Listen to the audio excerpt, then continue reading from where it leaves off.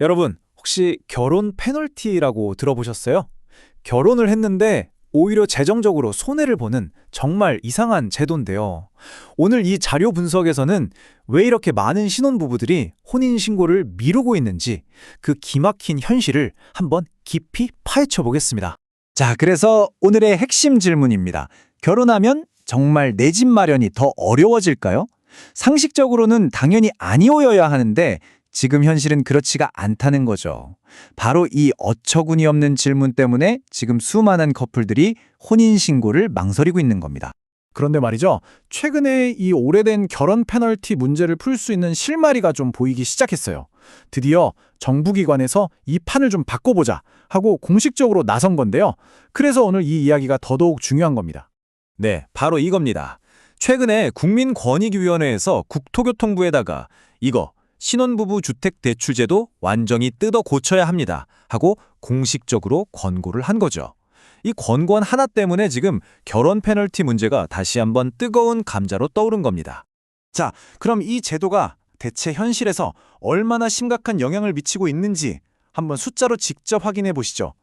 도대체 왜 사랑해서 결혼식까지 올린 부부들이 서류상으로는 남남으로 지내는 이른바 위장미혼 상태를 선택하는 걸까요?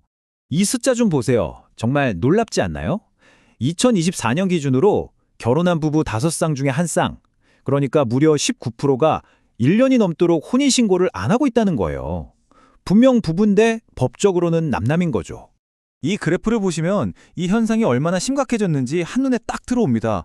2014년에는 한 10.9% 정도였는데 10년 만에 19%까지 거의 2배 가까이 늘어난 거예요.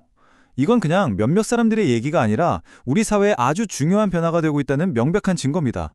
그렇다면 이 모든 문제의 원인인 결혼 페널티가 정확히 뭘까요? 아주 간단하게 말해서요.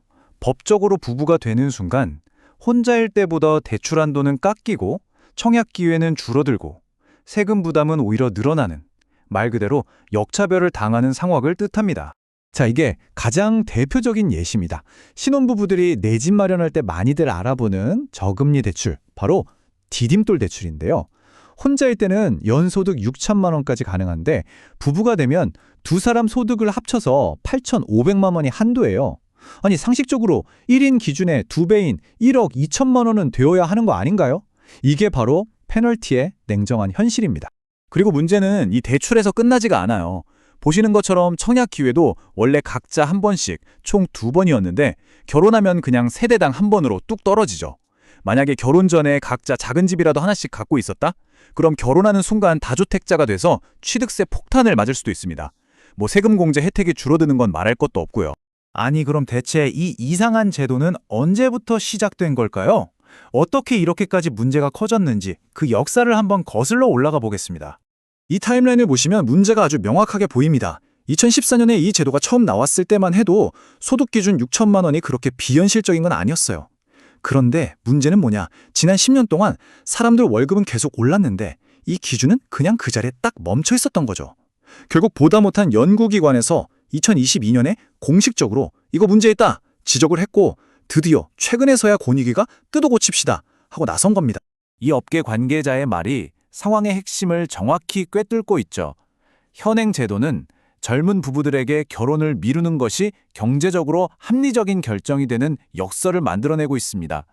결혼을 장려해야 할 제도가 오히려 결혼을 미루게 만드는 것. 이거 정말 아이러니하지 않습니까?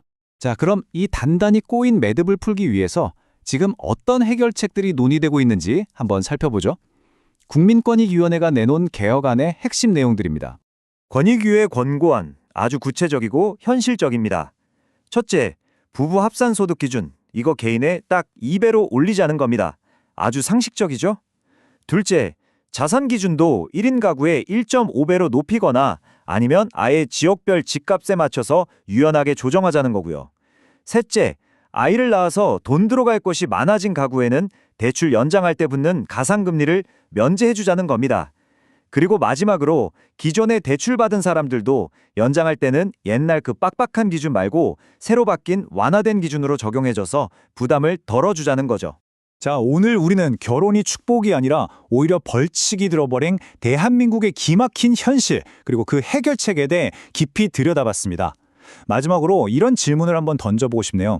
과연 이런 제도 개선이 단순히 결혼 페널티라는 불이익을 없애는 데서 그칠까요? 아니면 이걸 넘어서서 정말로 결혼이 축복이고 또 인센티브가 되는 사회로 나아가는 그 첫걸음이 될 수 있을까요? 여러분의 생각은 어떠신가요?